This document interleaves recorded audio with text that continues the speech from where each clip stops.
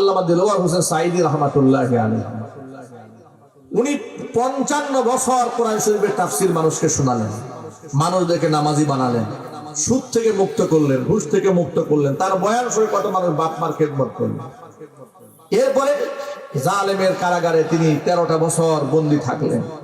সর্বশেষ এদেশের মানুষের একটা স্বপ্ন ছিল, উনি জেল থেকে বের হবেন, আবার কোরআনের তাফসীর শোনাবেন, জালেমের পতন হবে, তিনি একজন রাজা বাদশার মতো বের হয়ে আসবেন। কিন্তু ওনার ধুকে ধুকে কষ্ট করতে করতে করতে করতে একদিন দুনিয়া থেকে উনি চলে গেলেন। তাহলে যে আল্লাহর জন্য তিনি এই পৃথিবীতে তাহাজ্জুদ করলেন, কোরআন তেলাওয়াত করলেন, মানুষকে ডাকলেন, জেল জরিমানা গ্রহণ করলেন, বাতিল শক্তির রক্ত চক্ষের উষাদলার শিকার হলেন, বছরের পর বছর পরিবার থেকে দূরে থাকলেন, এই যে কষ্টটা একজন ব্যক্তি করলেন, তার এই কষ্টের তো একটা প্রাপ্য, একটা হক আছে না নাই? আরো জোরে বলেন, সেটা কি তিনি দুনিয়াতে পেয়েছেন? জোরে বলেন, পেয়েছেন? না, সেটা তিনি পাননি। কিন্তু এমন একটা জায়গা থাকা দরকার যে জায়গাতে গেলে তিনি এর বিনিময়টা পাবেন, সেই জায়গা হচ্ছে পরকাল। সুবহানাল্লাহ বলেন। অনুরূপভাবে এই পৃথিবী যারা অনেক পাপ করেছে, তাদেরও প্রায়শ্চিত্ত আপনি দুনিয়ায় দিয়ে শেষ করতে পারবেন না। এই জন্য তাদেরও একটা পাপের প্রায়শ্চিত্ত ভোগ করার জন্য একটা জায়গা দরকার, সেই জায়গার নাম হচ্ছে জাহান্নাম। ঠিক কিনা বলেন? কারণ দুনিয়াতে মানুষ ব্যক্তিকে ওই শাস্তি দিতে পারবে না যে শাস্তি আল্লাহ পাক জাহান্নামীকে দেবে। আল্লাহ পাক বলেছেন, কুল্লামা নাদিজাত জুলুদুহুম বাদদালনাহুম জুলুদান গায়রাহা লিয়াযুকুল আযাব। আমি তাদের জন্য এমন জাহান্নামের শাস্তি রেখেছি, জাহান্নামী ব্যক্তির চামড়া, গায়ের চামড়া প্রতি সেকেন্ডে 70 বার পুড়ে নতুন চামড়া গজাবে। 70 বার পুড়ে যাবে, 70 বার আবার গজাবে, 70 বার পুড়ে যাবে, আবার 70 বার প্রতি সেকেন্ডে। কুল্লামা নাদিজাত জুলুদুহুম, যখন তাদের চামড়াগুলো ঝরছে যাবে, বাদদালনাহুম গায়রাহা, আমি আরেকটা চামড়া দিয়ে বদলাই দেব। চিল্লা করে নাউযুবিল্লাহি মিন যালিক। পূর্বের মতো একই কথা বলবেন, ইয়া মুহাম্মদ ইরফা রাসাক, মাথা উঠান, ওয়াকুল ইউসমা, আপনি বলেন শোনা হবে, ওয়াসাল তুআতা, আপনি চান প্রদান করা হবে, ওয়াসফা তুশাফা, সুপারিশ করুন, সুপারিশ মঞ্জুর করা হবে। নবী আবার মাথা উঁচু করবেন, উঁচু করে আবার বলবেন, রব্বুল আলামিন, আমার উম্মতের অসংখ্য লোকেরা এখনো জাহান্নামের মধ্যে হাবুডুবু খাচ্ছে। আল্লাহ পাক এবার বলবেন, ওই সমস্ত ব্যক্তিদেরকে বের করে নিয়ে আসেন যাদের অন্তরে আদনা মিন শাইরা, যাদের অন্তরে জবের দানা, বুটের দানার চাইতেও কম পরিমাণ ঈমান আছে, এদেরকে জাহান্নামে রাখবেন না, বাছাই করে করে জান্নাতে নিয়ে যান। দ্বিতীয়বারে, তৃতীয়বার আবার সিজদায় পড়বেন, একই কথা বারবার বলতে থাকবেন, প্রশংসা করতে থাকবেন। আল্লাহ পাক পূর্বের মতো আবার বলবেন, মাথা উঠান, যা বলার বলেন শোনা হবে, সুপারিশ মঞ্জুর করা হবে। আল্লাহর হাবিব সাল্লাল্লাহু আলাইহি সাল্লাম তখন বলবেন, রব্বুল আলামিন, আমার উম্মতের অসংখ্য লোকেরা এখনো জাহান্নামের মধ্যে হাবুডুবু খাচ্ছে।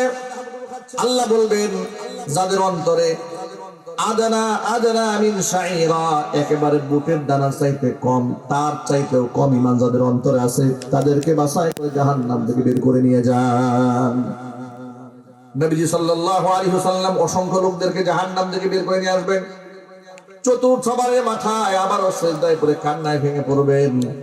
কান্না করার পর আল্লাহ পাক পূর্বের মতো আবার বলবেন, হে মুহাম্মদ, মাথা উঠান, যা বলার বলেন, বলা শোনা হবে, আপনি যা চাবেন দেওয়া হবে, সুপারিশ করে মঞ্জুর করা হবে। এবার নবীজি সাল্লাল্লাহু আলাইহি ওয়াসাল্লাম আল্লাহর কাছে এমন একটা জিনিস দাবি করে বসবেন, আল্লাহ পাক নবীজি সাল্লাল্লাহু আলাইহি ওয়াসাল্লামের সেই দাবিটা শোনার পরে হুজুরকে থামায় দেবেন। নবীজি বলবেন, রব্বুল আলামিন, কার অন্তরে কতটুকু ঈমান আছে এটা আমি দেখতে চাই না, শুধুমাত্র আপনি আমাকে শেষবারের মতো একখানা সুযোগ দিয়ে দেন। গোটা জীবনে যারা বিশ্বাসের সাথে একবার লা ইলাহা ইল্লাল্লাহ শব্দটা বলেছে ঈমানের সাথে, আপনার উপর ঈমান নিয়ে যারা গোটা জীবনে একবার শুধু লা ইলাহা ইল্লাল্লাহ বলেছে, আপনি আমাকে সুযোগ দিয়ে দেন, এই সমস্ত মানুষগুলাকে বাছাই করে করে জাহান্নাম থেকে আমি বের করে নিয়ে আসি। আল্লাহ পাক নবীজিকে থামাই দিবেন, থামুন আপনি।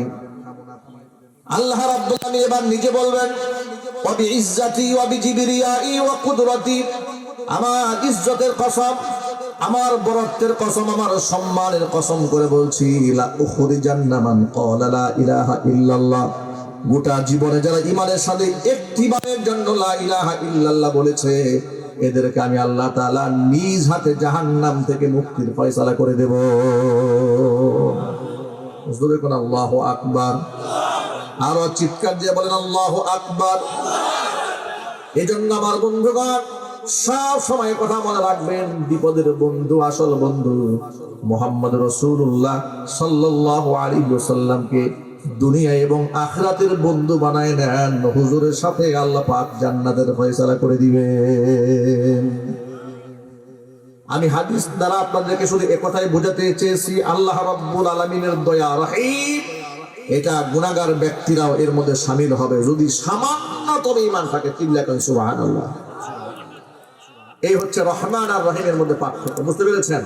রহমান হচ্ছে এমন দয়া যে দয়াটা আল্লাহ রাব্বুল আলামিন গুনাহগার, নাস্তিক, নামাজি, বেনামাজি সকলকে দান করেন, যেটা আল্লাহ পাক দুনিয়াতে দান করেছেন। দুনিয়াতে কোনো বেনামাজির রিজিক বন্ধ হয় না, কোনো মিথ্যাবাদীর রিজিক বন্ধ হয় না, ঠিক কিনা বলেন? মিথ্যাবাদীর রিজিক বন্ধ হয়ে যায়? বন্ধ হয় না, কারণ দুনিয়া এটা মালিক ইয়াউমিদ্দিন নয়, এটা বিচার দিবস নয়, এটা প্রতিদান প্রাপ্তির দিন নয়।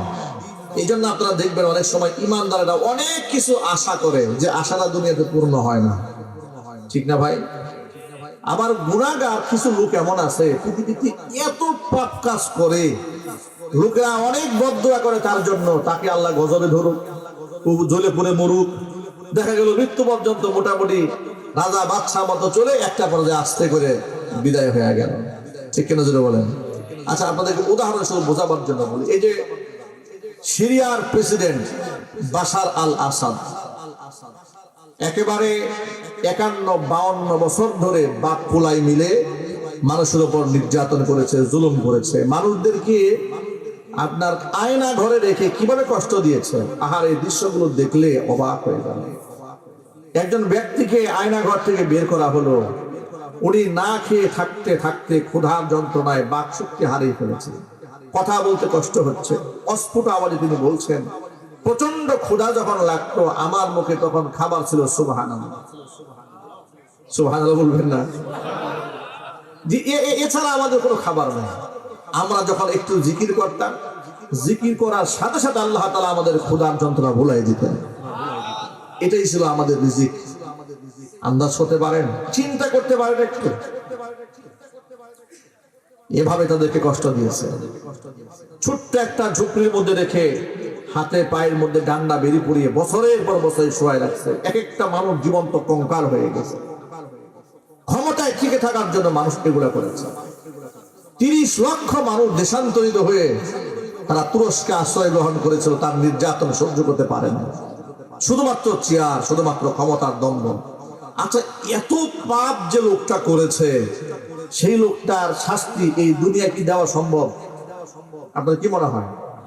এই লোকটা যে পরিমাণ পাপ করেছে, তার পাপের প্রকৃত প্রায়শ্চিত্ত এটা কি দুনিয়াতে মিটাই দেওয়া সম্ভব? কোনো দিন সম্ভব না। আপনি কেমনে মিটাবেন? ধরেন সে নির্যাতন করেছে 1 কোটি মানুষকে, তাকে প্রায়শ্চিত্ত আপনি কি দিয়ে দেবেন? এত মানুষকে আয়না ঘরে রেখেছে, কত মানুষকে ফাঁসির কাস্টে ঝুলিয়েছে, কত মানুষকে গুম করেছে, খুন করেছে, এমনকি এমন রাসায়নিক পদার্থ যেগুলো যুদ্ধে ব্যবহার, আন্তর্জাতিক আইনেও নিষিদ্ধ, এমন কিছু মারণাস্ত্র আছে, এমন কিছু গ্যাস আছে যে গ্যাসগুলো মানুষের উপরে ছাড়লে, ওই গ্যাসগুলো মানুষের গায়ে লাগলে মানুষের দেহ থেকে গোশত আলাদা হয়ে হাড্ডি সার হয়ে যায়। যেগুলো যুদ্ধাপরাধের সমতুল্য কাজ, সে ব্যক্তি নিজের দেশের মানুষের উপরে, সুন্নি মুসলমানদের উপরে সে এরকম নির্যাতন করেছে। কোন প্রকারের জালেম! শুনলাম এই লোকটা দেশ থেকে পালায় গেল, শুনলাম রাশিয়াতে চলে গেছে, আবার কেউ কেউ বলে বিমান দুর্ঘটনায় মারা গেছে। মরে যাক আর না যাক সেটা ভিন্ন ব্যাপার। প্রশ্ন হচ্ছে, সে তো পালায় গেল, সেফ এক্সিট নিয়ে নিল।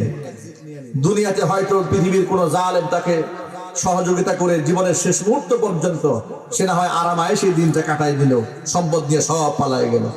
কারণ আপনি একটু বাংলাদেশের দিকে চিন্তা করেন, বাংলাদেশ থেকে যারা হাজার হাজার কোটি টাকা বিদেশে পাচার করে নিয়ে গেছে, যারা সেফ এক্সিট নিয়ে বাংলাদেশ দেশ থেকে বের হয়ে গেছে, তারা মৃত্যু পর্যন্ত যদি দেশে নাও আসে, তাদের থাকা, খাওয়া, ভরণ পোষণে কোনো অসুবিধা হবে? একটু জোর আওয়াজে বলেন।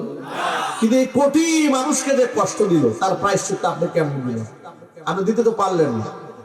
অনুরূপ ভাবে পাপিষ্ঠ ব্যক্তিদেরকে প্রায়শ্চিত্ত যেমন দুনিয়াতে দেওয়া সম্ভব নয়, ইমানদারেরা জীবনে এত কষ্ট করে যার প্রায়শ্চিত্ত আপনি দুনিয়াতে দিতে পারবেন না। উদাহরণস্বরূপ বলি, ধরুন এই জন্য সেই জায়গার নাম হচ্ছে জাহান্নাম। আল্লাহ আমাদেরকে তুমি হেফাজত করো, জোরে করো আমিন, আরো জোরে করো আমিন। এই দুনিয়াতে নামাজিরা কষ্ট পায়, তখন অনেক নামাজিরা না বুঝে কি বলে জানেন, হুজুর এত নামাজ পড়ি, রোজা রাখি, আল্লাহকে ডাকি, আল্লাহ মনে হয় আমাকে পছন্দ করে না হুজুর। কেন ভাই, কি হয়েছে? এত আল্লাহ বিল্লাহ করি, এত তাসবিহ তাহলিল করি, বিপদই ছাড়ে না। পক্ষান্তরে ওই যে বেনামাজি, আহারে কত সুখে সংসার করতেছে। এই সমস্ত ব্যক্তিদের কথার জবাব ১,৫০০ বছর আগে আল্লাহ নবী রাহমাতুল লিল আলামিন দান করেছেন। নবীজি বলেছেন যে সমস্ত ব্যক্তিদেরকে আল্লাহ রাব্বুল আলামিন অপছন্দ করেন, যে সমস্ত ব্যক্তিদেরকে আল্লাহ তাআলা অপছন্দ করেন, ওই সমস্ত ব্যক্তিদেরকে আল্লাহ পাক দুনিয়াতে শাস্তি দেন না, বরং আল্লাহ তাআলা সুযোগ দিয়ে দেন। ফাআনসাকা আনহুল উকুবা, তাকে শাস্তি প্রদান থেকে আল্লাহ তাআলা নিজে বিরত থাকেন। কেন বিরত থাকেন? হাত্তা ইউয়াফিয়াহু বিহি ইয়াউমাল কিয়ামা, যাতে করে কিয়ামতের দিন কঠিন ভাবে পোষায়া ওর পাপের প্রায়শ্চিত্ত দেওয়া যায়। কারণ সে যে পরিমাণ পাপ করেছে দুনিয়াতে ওই পরিমাণ প্রায়শ্চিত্ত তাকে দেওয়া সম্ভব নয়। দুনিয়াতে বেশি শাস্তি দিলে বাঁচবে না, মরে যাবে, তো মরে যাবে। কিন্তু জাহান্নাম এমন জায়গা, লা ইয়ামুতু ওয়া লা ইয়াহইয়া, ওখানে যে বাঁচবেও না মরবেও না, এমন কঠিন অবস্থায় সে জাহান্নামের শাস্তি দাঁড়ে বলে দিয়েছে। আর ইমানদার বান্দাদের বিপদটা কেন হয় এই হাদিসের মধ্যে আল্লাহ নবী তাও বলে দিয়েছে। আগে বলেন সুবহানাল্লাহ। আল্লাহর হাবিব বলেন, আজ্জালাহুল উকুবাতা ফিদ দুনিয়া, ইমানদার বান্দা যারা তারা দুনিয়াতে ভালো কাজ করার পরেও আল্লাহ তাআলা তাদেরকে শাস্তি দেন, পেরেশানির মধ্যে ফেলে দেন, মুসিবতের সম্মুখীন করেন, তুহমতের শিকার করেন। একমাত্র কারণ একটা, মানুষ হিসেবে ত্রুটি বিচ্যুতি যারা আছে, আজ্জালাহুল উকুবাতা ফিদ দুনিয়া, দুনিয়ার সামান্য মুসিবত দিয়ে তার আমলনামার মধ্যে যত ত্রুটি বিচ্যুতি ছিল আল্লাহ পাক সব মাফ করে তাকে পরিষ্কার বানিয়ে নিয়ে নেন, যাতে করে পরকালে বিনা হিসেবে জান্নাত ঢুকাই দিতে পারে। পাপের প্রায়শ্চিত্ত যা ছিল দুনিয়াতেই সব শেষ হয়ে গেছে। এই জন্য ইমানদার ব্যক্তির জ্বর হলে, ঠান্ডা হলে, কাশি হলে কিংবা দুরারোগ্য ব্যাধিতে আক্রান্ত হলে তার ভয়ের কোনো কারণ নাই। হাদিস শরীফে এসেছে, ইমানদার ব্যক্তি যদি দুরারোগ্য ব্যাধিতে আক্রান্ত হয়ে বিছানায় শুয়ে মারা যায়, গোটা জিন্দেগীর গুনার সব কাফারা হয়ে যাবে। আরো যখন সুবহানাল্লাহ। সুতরাং আল্লাহ পাকের দয়া, আর রহমান আর রহিম, রহমান আল্লাহর এমন দয়া যেখানে নামাজি, বেনামাজি, আস্তিক, নাস্তিক, সুদখোর, ঘুষখোর, মিথ্যাবাদী সবাই আল্লাহ পাকের দয়ার মধ্যে শামিল হয়। কিন্তু রহিম লিল আখিরা, আল্লাহর এমন রহিম, এমন দয়ালু যে বাসা বাসা মানুষেরা কিয়ামতের দিন আল্লাহ পাকের দয়া পাবে, সবাই সেদিন দয়া পাবে না। আল্লাহর পক্ষ থেকে স্পষ্ট ঘোষণা দেওয়া হবে, ওয়ামতাজুল ইয়াউমা আইয়ুহাল মুজরিমুন, অপরাধীরা তোরা আজকে আলাদা হয়ে যাবে। সমস্ত নাস্তিক গুলো আলাদা হয়ে যাবে, মুশরিক গুলো আলাদা হয়ে যাবে, বেঈমান কাফের গুলো আলাদা হয়ে যাবে, ইমানদার বান্দার আলাদা হয়ে যাবে। এই জন্য পৃথিবীতে যদি আপনি পরকালেও যদি ইমানদারদের সাথে থাকতে চান, দুনিয়াতে ইমানদারদের সাথে থাকার দরকার আছে না নাই? আপনার কি মনে হয়, দুনিয়ায় থাকবেন নাস্তিকদের সাথে আর পরকালে থাকবেন হুজুরদের সাথে নাকি? আপনার এটাই মনে হয়? অনেক লোকেরা বলে, হুজুর নামাজ না পড়লে কি হবে? জবাব তো সব জানে, নামাজ না পড়লে কি হবে? কবরে যে প্রশ্ন করা হবে এর সওয়াল জবাব তো আমার জানা আছে। জিজ্ঞেস করবে মান রব্বুকা, আমি বলবো রব্বুনা আল্লাহ, আমাদের রব আল্লাহ। জিজ্ঞেস করবে ওমান নাবিয়ুকা, বলবো নাবিয়ুনা মুহাম্মদুর রাসূলুল্লাহ, বলবোই তো এটা। যদি জিজ্ঞেস করা হয় ওমা দীনুকা, তোমার ধর্ম কি, বলবো দীনুল ইসলাম। এটা তো সহজ উত্তর, এত সহজ নয় ভাই, এত সহজ নয়। এই জবানটা আপনার হুকুমে চলবে না, সেদিন কার হুকুমে চলবে?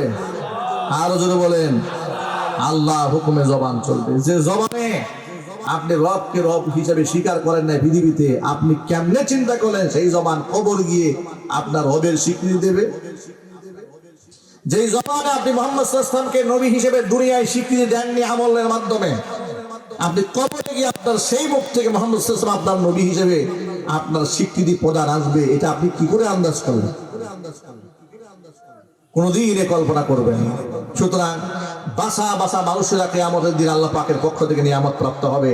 আল্লাহ যে দয়া বাসা মানুষকে দেবেন, নির্বাচিত ব্যক্তিদেরকে দেবেন, এটাকে বলা হয় রাহিম আল লিল আখিরা, পরকালের জন্য আল্লাহ হচ্ছে দয়ালু। জোরে বলেন সুবহানাল্লাহ।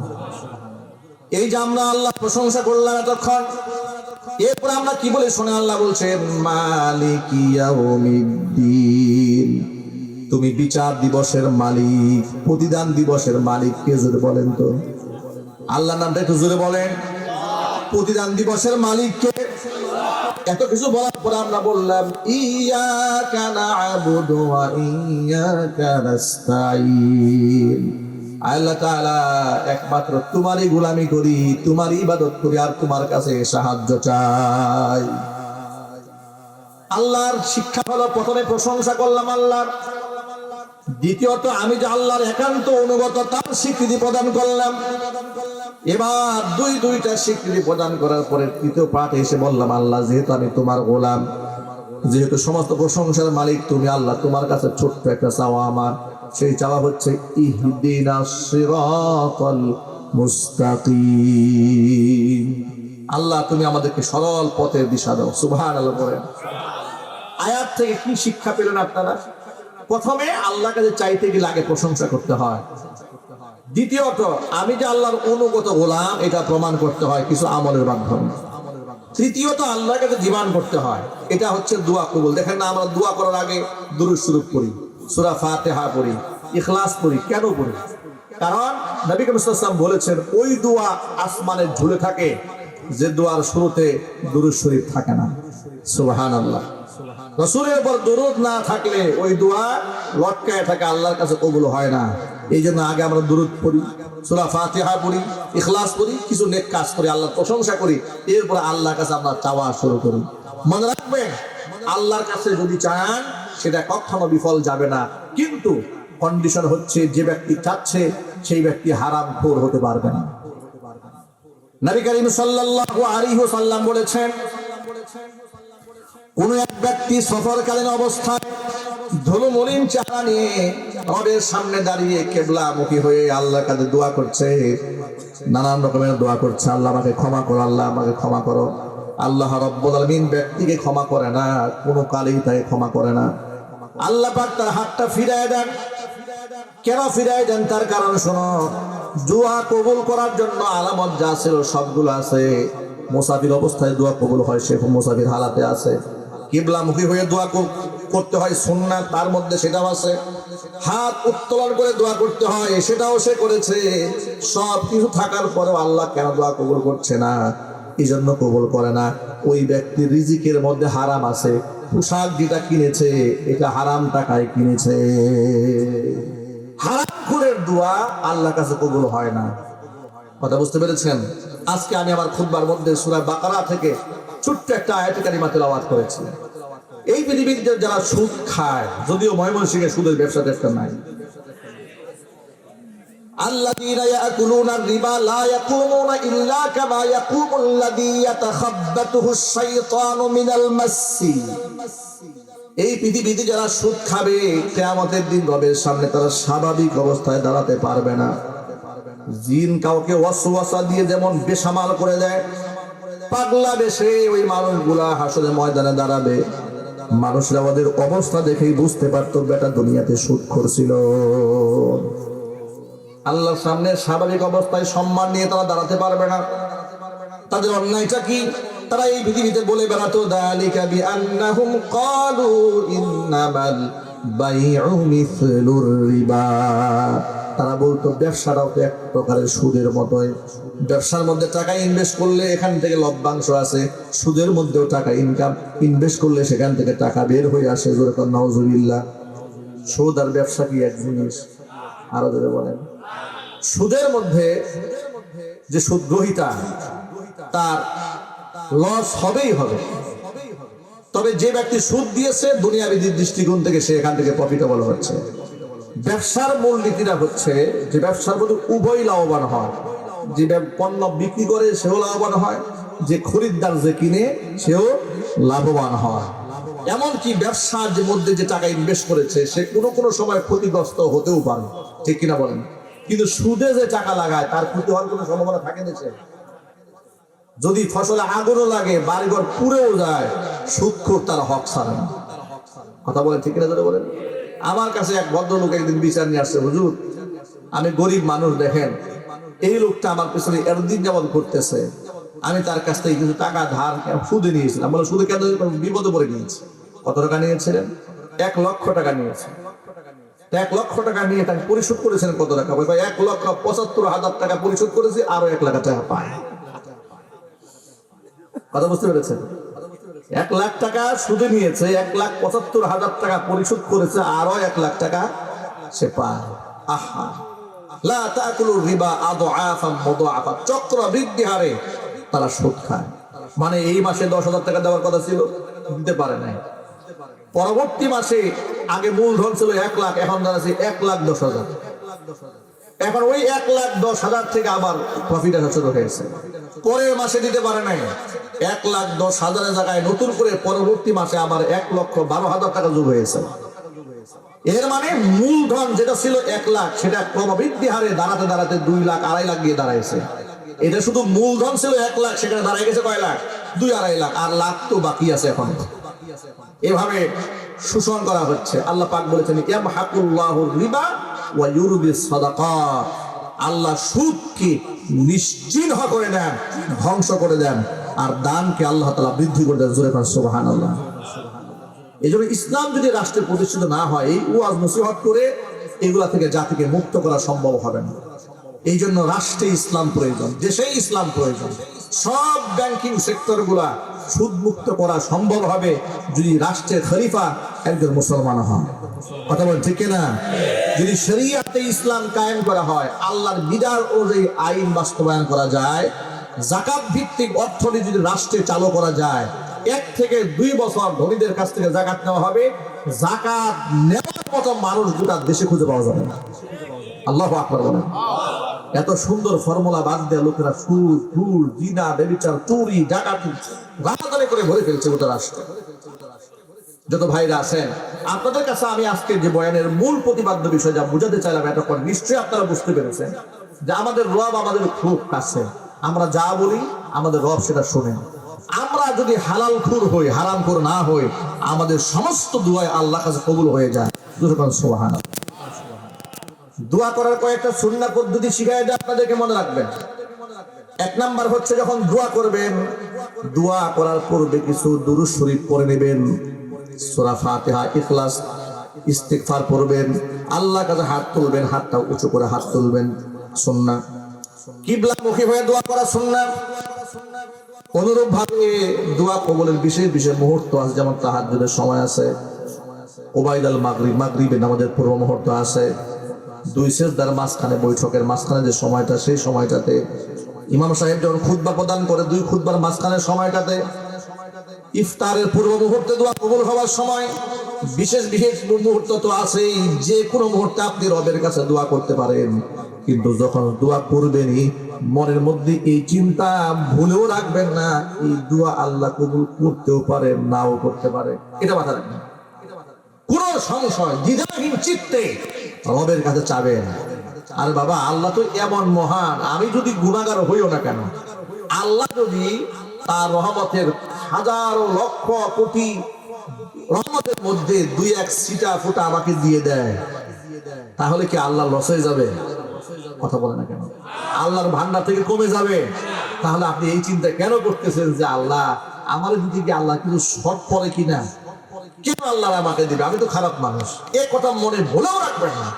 আপনি নিশ্চিত ভাবে দোয়া করবেন, নিশ্চয়ই আমার রব দোয়া কবুল করবেনই করবেন, আমাকে ফেরত দিবেন না। চিল্লা এখন সুবহানাল্লাহ। তখন দোয়ার মধ্যে একটা ভাব থাকবে, একটা মোহাব্বত থাকবে, অনুনয় বিনয় থাকবে। দোয়া করার সময় কান্নার ভান করতে হয়। হাদিসের মধ্যে এসে তুমি কান্না করো রবের সামনে, কান্না না আসলে দোয়ার সময় কান্নার ভান করো। সুবহানাল্লাহ। এই কথাগুলো মনে থাকবেন ভাই ইনশাআল্লাহ। তবে অবশ্য আমাকে হারাম থেকে বাঁচতে হবে। লা ইয়াদখুলুল জান্নাতা, জান্নাতে প্রবেশ করবে না লাহমুন, ওই গোশতের টুকরা, নাবাতা মিনাস সুহতি, যে গোশত তৈরি হয়েছে হারাম থেকে, এটা আল্লাহ পাক বেহেশতে নেবে না।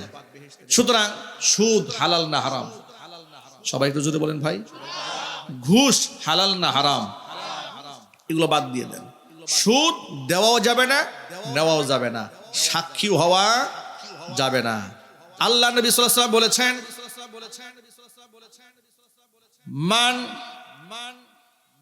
যেই ব্যক্তি সুদ খাবে 1 দিরহাম পরিমাণ, নবী করিম সাল্লাল্লাহু আলাইহি ওয়াসাল্লাম বলেছেন, জেনে শুনে যদি 1 দিরহাম পরিমাণ কেউ সুদ খায়, ইয়াকুলুহুর রিবা ওয়া হুয়া ইয়ালামু, জেনে শুনে যদি 1 দিরহাম পরিমাণ সে সুদ খায়, আসাদ্দু মিন সিত্তাতি ওয়া সালাসিনা জানিয়াতান, 36 বার জিনা করলে যে গুনাহ হয়, ওই ব্যক্তির আমলনামার মধ্যে 36 বার জিনা করার চাইতেও ভয়ঙ্কর গুনাহ লিখিত হয়ে যায়। 4 শ্রেণীর মানুষের উপর আল্লাহর নবী লানত দিয়েছেন। কয় শ্রেণী? লানা রাসূলুল্লাহ সাল্লাল্লাহু আলাইহি ওয়াসাল্লাম আকিলার রিবা, যে ব্যক্তি সুদ খায়, ওয়া মুকিলাহু, যেই ব্যক্তি সুদ খাওয়ায় মানে সুদ দেয়, ওয়া কাতিবাহু, যেই ব্যক্তি সুদ লেখে, ওয়া শাহিদাহু, যেই ব্যক্তি সুদের সাক্ষী হয়ে যায়। এই 4 শ্রেণীর মানুষের উপরে নবীজির লানত। এই জন্য গ্রামগঞ্জে যারা সুদের সাক্ষী হতে যান, খবরদার, সুদ তো দেবেন না, সুদ নেবেন না। সুদ খাওয়া হারাম, সুদ দেওয়া হারাম, সুদ লেখাও হারাম, সুদের সাক্ষী হওয়া কি ভাই যদি বলেন তো? এই কথাটা কি সকলে মনে থাকবে ইনশাআল্লাহ? সুদের সাক্ষীও হওয়া যাবে না। সুদখোর আল্লাহ পাকের মালউন, আল্লাহ পাকের পক্ষ থেকে সে অভিশপ্ত। আল্লাহর নবী তাকে অভিশাপ দিয়েছেন যে ব্যক্তি সুদ খায়। হাদিস শরীফে এসেছে, যে ব্যক্তি সুদ খাবে, নিজের মায়ের সাথে জিনা করলে যে গুনাহ হয়, সুদ খাওয়া মানে নিজের মায়ের সাথে জিনা করা। এত স্পষ্ট বক্তব্য শোনার পরে সুদ খাওয়ার স্বাদ কোন মুসলমানের মনে থাকতে পারে ভাই? কোন মুসলমানের মনে সুদের স্বাদ থাকতে পারে না। আমরা দেখেছি গ্রামগঞ্জে মহিলারা এখন সুদের ব্যবসা করে, 5,000 10,000 টাকা থাকে, সেটাও মহিলারা একজন আরেকজনের বাড়িতে গিয়া সুদের মধ্যে লাগাই রাখে। হারাম। আল্লাহ আমার ভাইদেরকে, মা বোনদেরকে, আমাদের সকলকে এই সুদের ভয়াবহ থেকে বাঁচার তৌফিক দান করেন। জোরে কোন আমিন। মনে রাখবেন, আপনি দুনিয়াতে চলতে গেলে অনেক সময় কষ্ট হয়। যদি একটু এদিক সেদিক করেন, অন্যায় দিকে হাত বাড়ান, দেখবেন যে দুনিয়া সহজ মনে হচ্ছে। আল্লাহ রাসূল বলেছেন, একটু এদিক সেদিক করলে হারাম ইনকাম করতে পারে, জেনেও বান্দা হারামে হাত দেয় না, সবর করেছে, হালালের উপর অবিচল থেকেছে। আল্লাহর পথের মুজাহিদের যে মর্যাদা, ওই ব্যক্তির আমলনামে আল্লাহ মুজাহিদের সওয়াব দান করেন। এই জন্য ভাইরা, সুদের সাথে আমাদের কোনো সম্পর্ক থাকবে, আল্লাহ তাআলা যেন আমাদেরকে হালাল রিজিক উপার্জন করার তৌফিক দান করেন। আল্লাহর কাছে খাস দিলে দোয়া করার তৌফিক আমাদেরকে দান করেন। আল্লাহ রাব্বুল আলামিন আজকে যে কথাগুলো আপনাদের সামনে উপস্থাপন করেছি, সবার আগে আমাকে, এরপর আমার ভাইদেরকে, আমার মা বোনদেরকে, সকলকে আমল করার তৌফিক দান করেন। জোরে কোন আমিন। আপনাদের সকলের জ্ঞাতার্থে আরেকটা এলান দিয়ে দিচ্ছি, যে সমস্ত ভাইরা রমজান কেন্দ্রিক অনেক সময় আমাদেরকে অনেক সময় প্রশ্ন করেন মাহফিলে,